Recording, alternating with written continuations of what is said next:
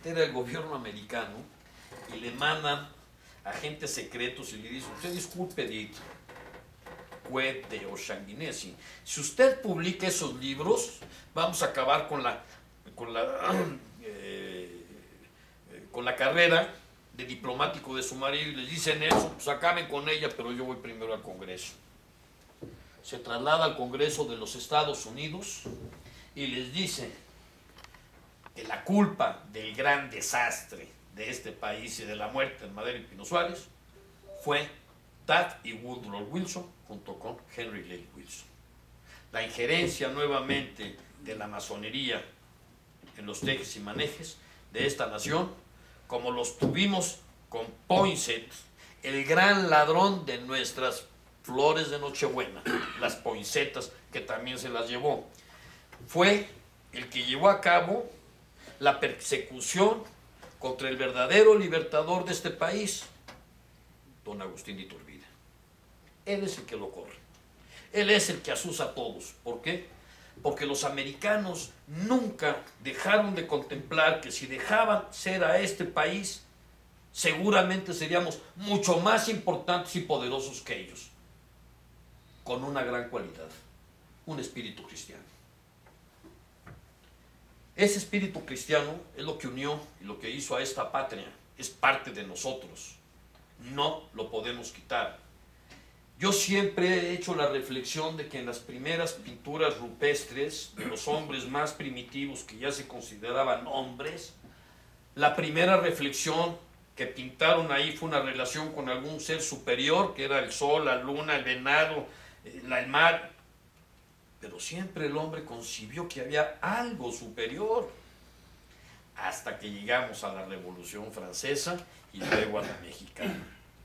No quisiera hablar del queridísimo revolucionario también de su tierra, creador de las camisas rojas, porque habría que ver también el trato que le dio. Sí pudo haber hecho un buen papel económico, pero yo me recuerdo mucho, hoy en día le ponemos a la economía un valor que no le corresponde. Yo creo que hay valores mucho más importantes como los morales y los familiares, ¿no?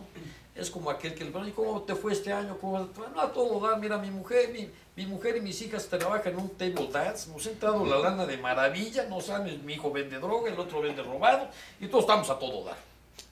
Yo creo que no. Yo creo que la parte económica sí es importante, pero lo más importante es la conciencia social que nace de una manera natural con los pueblos.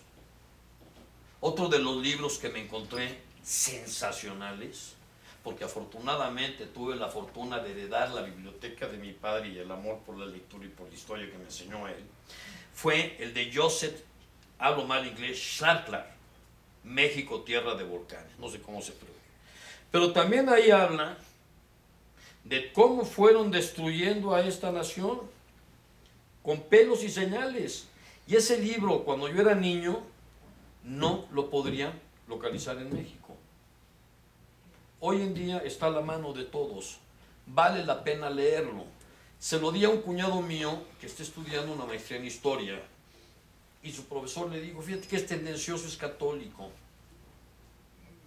Qué raro, si éramos católicos, ¿no? Creo que hasta la fecha, si seguimos viendo, no hay quien congregue tanta gente como un Papa Francisco. Que espero que si no oyeron a Cristo, escuchen a Francisco, porque si no estamos en la calle. Pero después de ver la cantidad de multitudes que hay ahí, de ver que este país inicia la conquista en 1519 y para 1531, el grueso de la población ya hablaba castellano. Y la unificación es a través de la Virgen de Guadalupe. Yo quisiera alargarme un poco más, pero la verdad estoy un poco nervioso porque pues tengo la pedida de mi hija. No sé si tuvieran alguna pregunta, algún comentario que quisieran hacer. Para ilustrar a la audiencia como jalisciense, hay dos presidentes de la República Jaliscienses, Victoriano Huerta y Valentín Gómez Ocotlán, Farías. Jalisco, exactamente. ¿Y quién? Y Valentín Gómez Farías. Sí. Verdaderamente dos que honraron al Estado. Porque hoy en día que hablan del crimen organizado, un poco ya para terminar y como colorario, les quisiera platicar que había un señor en este país que se llamaba Francisco Liguori, no sé si lo conozcan, Pancho Liguori.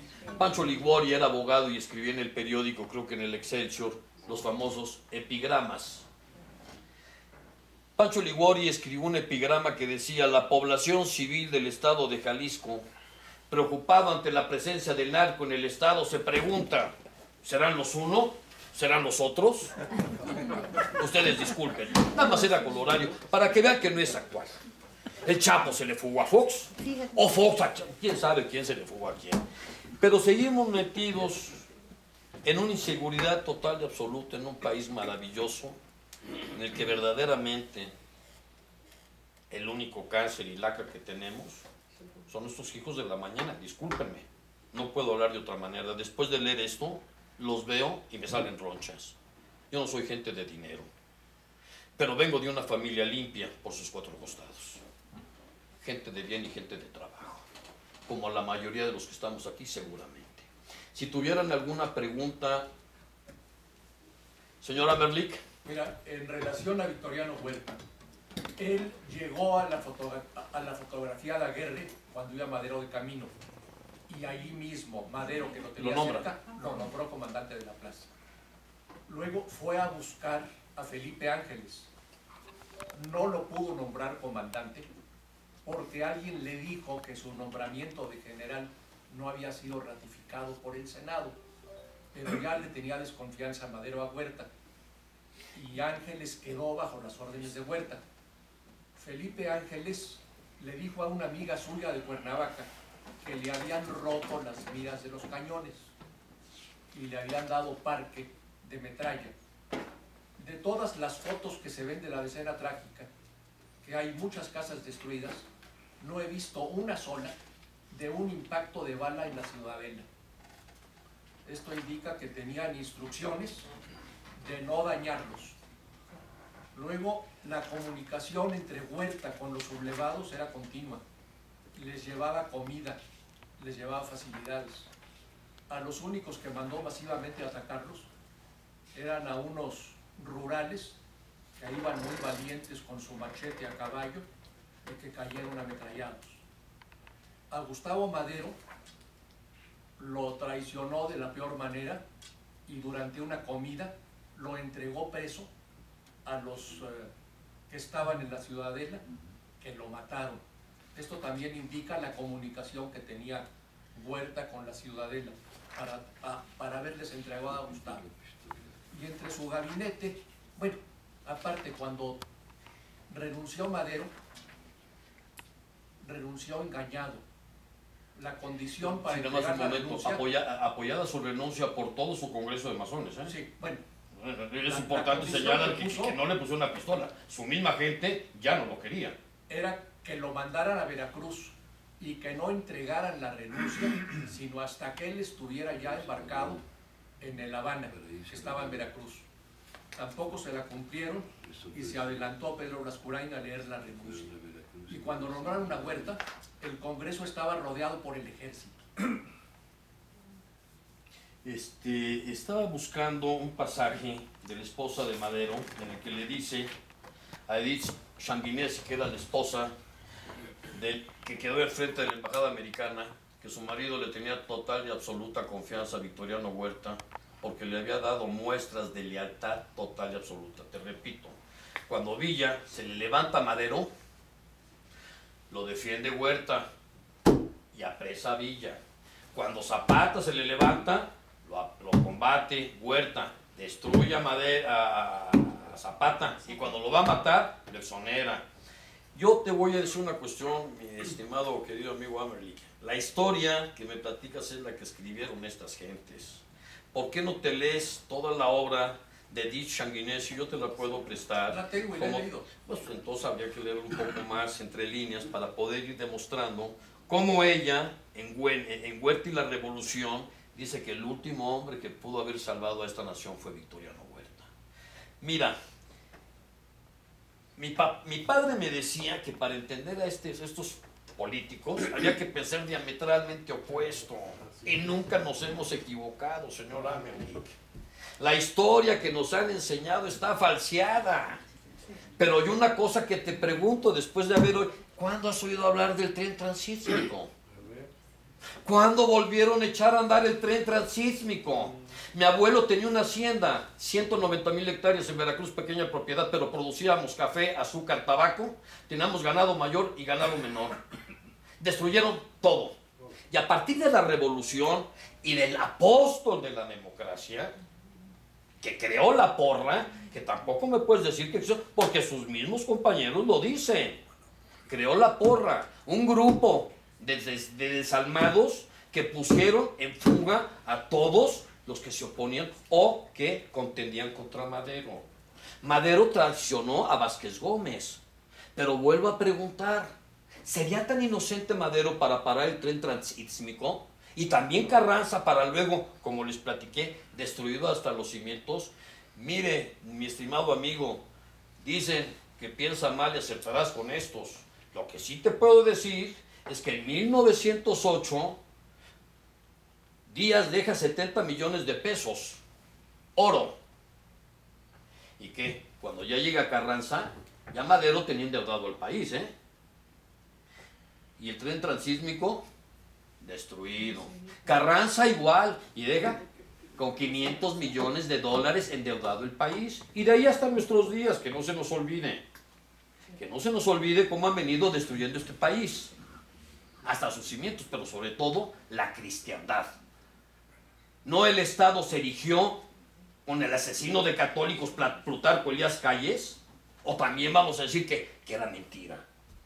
Entonces no podemos dejar de ver si fue o no fue, eso no me importa. Lo que yo estoy diciendo aquí es que éramos potencia mundial, con el tren transísmico y con la producción de nuestro campo y de nuestras minas, y que de 1909 a la fecha valimos sorbete, señor. Si lo mató o no lo mató, era un inepto que paró la parte más importante y álgida del país, el comercio de Europa hacia Oriente. Lo destruyeron. ¿Tú sabes lo que eso implicaba para este país y los ingresos que dejaba? ¿Cómo puedo entender que los revolucionarios hayan hecho pedazos el tesoro de este país? Y que todavía digan los estudiantes que Victoriano Huerta, te repito, ¿quieres que te saque asesinos de la revolución? Mira, peores que él. A todos, y estoy de acuerdo en lo del ferrocarril transísmico, que fue la causa de la revolución, y en todo lo demás que dices. Pero a Victoriano Huerta no le vas a poder quitar lo asesino. Disculpa, pero ya se lo quité. El problema es que no se lo puedes poner tú, porque yo te pongo diametralmente opuesto a ti la literatura que me traigas con otra verdaderamente no escrita por los revolucionarios. Sí. Vuelvo a lo mismo. ¿Cómo puedes creerle a una bola de canallas? ¿Cómo puedes sentarte a hablarme de democracia? ¿O cómo podrías sentarte a jugar póker conmigo sabiendo que soy tramposo y que te voy a ganar las manos? Perdón. Durante el gobierno de Victoriano Huerta hay dos asesinatos célebres. Sí, el del diputado Barreda, senador chiapaneco, sí. Y otro es el del diputado Sóstenes Rocha. El primer caso pues es muy sonado porque el ya mencionado secretario de Gobernación, Aureliano Urrutia, pues fue el encargado precisamente de desaparecer a Gabino Barreda. Así es. Como ha trascendido a través de la historia, pues parece ser que el mismo doctor cirujano Aureliano Urrutia, según algunas voces, algunos autores, él mismo se encargó de con su bisturí cortarle la lengua a Gabino Barreda y después fue asesinado y echado al río Churubusco por el rumbo de Coyoacán. Ajá. Y no fue el único asesinato de un legislador, también fue el caso de Sóstenes Rocha. Estos son aspectos que hay que tomar en cuenta del régimen de Victoriano Huerta. Me permitiría leerle lo que escribió un gran poeta llamado y muy elogiado por incluso los revolucionarios, Salvador Díaz Mirón. Dice: la disolución de las cámaras legislativas merecen aquí vivísima aprobación de propios y extraños. Los diputados resultaban impura y temible turba que no concebía ni votaba sino barbaridades peligrosas e indignas.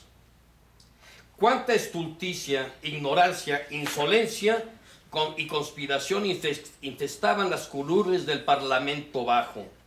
Fueron barridas por el ilustre general Huerta, que en una excelente escoba de higiene cívica trocó un estupendo atrevimiento de basurero dañino. Y no cabe duda de que un estruendoso aplauso resonará desde el Suchate hasta el Bravo para celebrar la obra de indispensable aseo llevada a cabo por el primer magistrado. León, que parecía canario, a una manada de míseros gatos que maullaban audacias, rebeldías y locuras. El tiro del imparcial, que dio cuenta del suceso del gran día, excedió de 150,000 ejemplares y los valores nacionales subieron en los mercados extranjeros, cuando estamos hablando de lo que usted me dice.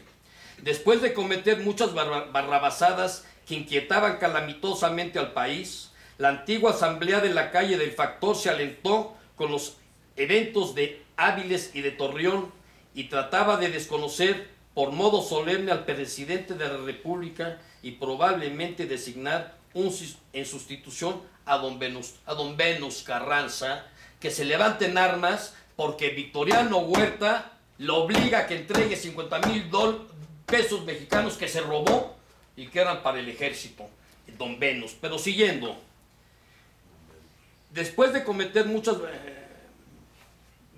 el salteador de bancos de Carranza, en sustitución a don Venustiano, el salteador de bancos, el ambicioso y cobarde jefe de los bandidos del norte.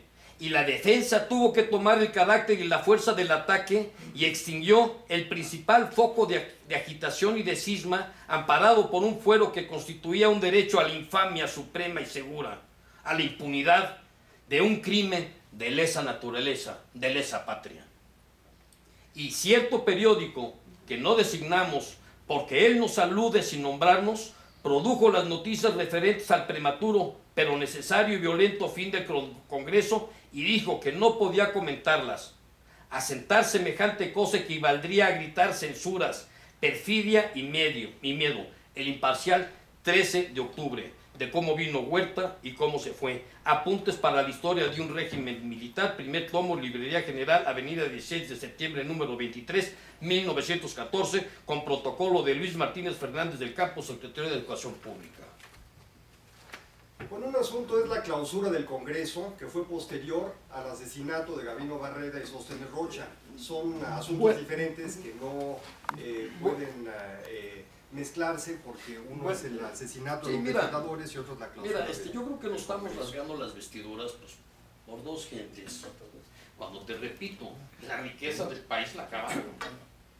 Dos gentes que no hacían más que alebrestar a la gente. Por un lado trataba de poner paz y tranquilidad a Huerta y por el otro estos. Ahí está Salvador Díaz Mirón, una de las plumas más elogiadas de la misma revolución. O sea, yo no tengo, ni quiero meterme, simple y sencillamente me aventé 11 años leyendo y por un lado vi los que tiraban y luego los otros, y de una o de otra manera creo que a través de la razón podemos llegar a la verdad verdadera o verdad histórica. Yo vengo a exponer lo que yo leí en 11 años, cada quien tomará lo que quiera. Sí, gracias. Si me das oportunidad de hablar 3 minutos. Encantado de la vida. Calmas. Te vas a tener que ir a dar mano de ti. No. Soy de la generación en que no leímos nada de Huerta, no leímos una biografía adecuada, no leímos unos comentarios, un estudio acerca de la vida del general. Simplemente del chacal. Chacal, usurpador y borracho. Ya como dije, no fue usurpador. Dicen que también fumaba marihuana. Bueno, eso sí, realmente, ¿quién no en esa época, no? Creo que tenían un nombre muy especial, ¿no, Fernando? ¿Cómo les decían? Los cigarros. Chanchomones. Los chanchomones que usaban en el ejército. Bueno, el caso es que he ido a muchas conferencias sobre historia de México, soy ávido lector de historia de México y demás. Y cuando leí el tema de esta plática que nos estás dando, pues vine con mucha curiosidad, porque nunca nadie sea denostándolo. Y claro, como odio a Victoriano Huerta, vine a saber por qué ibas a hablar tú de él. Espero que ya lo quieras. No, de ninguna manera. Es muy difícil que algo tan ancestralmente metido en mi mente, desde la primaria, se borre tranquilamente. Tal vez lo haga después de que te pida dos cosas. Uno, que me des la fecha de cuándo vas a editar tu libro. Mira, me encantaría hacerlo y lo quise hacer. Desgraciadamente el año pasado no me cortaron el pie de milagro. Tuve un accidente en motocicleta, estuve un mes en el hospital y 4 recluido, cosa que me atrasó tremendamente. Era una enfermedad muy penosa, pero luego tuve algo todavía peor. Me pasé 4 días sin dormir, y si no caigo con un psiquiatra me muero, me vuelvo loco, me suicido. Es lo peor que le puede pasar a un ser humano. Entonces estoy retomando nuevamente mi libro, estoy volviendo a rechecar toda la bibliografía de la misma. Yo no viví en 1914, aunque me vean muy bien. Acá en Ortiz Monasterio no me retiró y no encontré el agua de la fuente de la eterna juventud. Soy un abogado, al igual que usted, me encanta la historia. Esto que les estoy platicando lo oí de mi abuelo, que murió de 90 años, que le tocó la revolución, le tocó el movimiento cristero, y me decía que Victoriano Huerta, él personalmente lo conoció y lo trató, y salía de Palacio a tomar su café sin escolta. No tenía miedo que lo matara. Lo único que sí puedo decirles, ya para terminar, les voy a cantar les voy a recitar un trozo de un gran autor español del siglo XIX y murió en el XX, que en una obra magistral que se llama Pequeñeces, en una de sus estrofas dice: y dicen que por el oro y los honores, hombres sin fe y de corazón ruin, secan el manantial de sus amores, y a su Dios y a su patria son traidores. ¿Por qué serán así? Esa es la historia de la humanidad. Yo lo que quiero decir es, y quiero que lo reflexionen, ¿por qué tanto odio en contra de Victoriano Huerta?